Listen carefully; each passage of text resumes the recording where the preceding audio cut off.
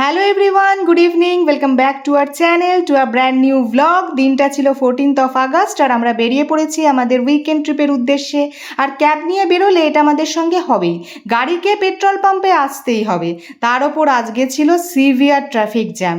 কোনতেওর আজকে অফিসও ছিল, ও অফিস থেকে বাড়ি ব্যাক করার পর ঝটপট করে রেডি হয়ে বেরোলাম আর পথে বেরিয়ে ফেসেছিলাম সিভিয়ার জ্যামে।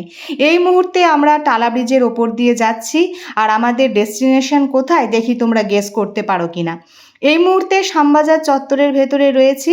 গাড়ি তো এগিয়ে চলেছে, কিন্তু যখনই জ্যামে ফাঁসছে তখন না ভীষণ ইরিটেটেড লাগছিল, জানো তো। রাম মন্দিরও ক্রস করে ফেললাম। মহাজাতি সদনের সামনে দিয়ে আমাদের গাড়ি এখন এগিয়ে চলেছে। সামনেই রয়েছে এমজি রোড ক্রসিং, এরপর আসতে চলেছে মেডিকেল কলেজ, ট্রপিক্যাল।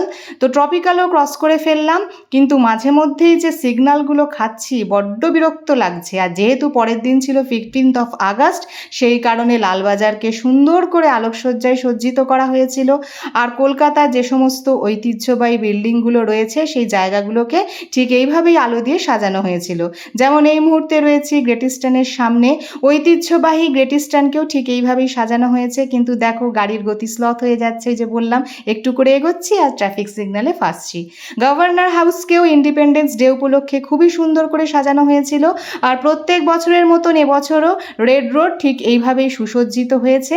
আর এই মুহূর্তে ন্যাশনাল লাইব্রেরিও ক্রস করে ফেললাম। আর ধৈর্য রাখতে পারছিলাম না গাড়িতে, জানো তো। দেখো আবারও ট্রাফিকে ফেসেছি। আর কোনতেওর কি কন্ডিশন, একে তো সারাদিন অফিস করতে হয়েছে, তারপর দীর্ঘ পথে এই এতবার করে সিগন্যাল খাওয়া। তো শেষ পর্যন্ত তারাতলা ব্রিজে আমরা উঠতে পেরেছি। আর মিনিট 10-15 অতিক্রম করলেই আমরা আমাদের ডেস্টিনেশনে পৌঁছে যাব। তো কোথায় এসেছি আশা করছি তোমরা দেখে বুঝতেই পারছো। আর তোমরা কি এটাই গেস করেছিলে যে আমি আমার বাপের বাড়ির উদ্দেশ্যে রওনা দিয়েছি? আমাকে কমেন্টসের মাধ্যমে জানিও কিন্তু। তো এসেই আমি আমার ফাদার ইন লকে ফোনে জানিয়ে দিলাম যে আমরা সেফলি পৌঁছে গেছি। আর শ্বশুর বাড়ির জন্য মিস্টার বাগচি কি সুইটস এনেছিল আমি তো জানতামই না, তাই এসেই আগে বাক্স খুলে দেখে নিলাম। মাও আবার এদিকে থালা সাজিয়ে আমাদেরকে বসিয়ে দিল।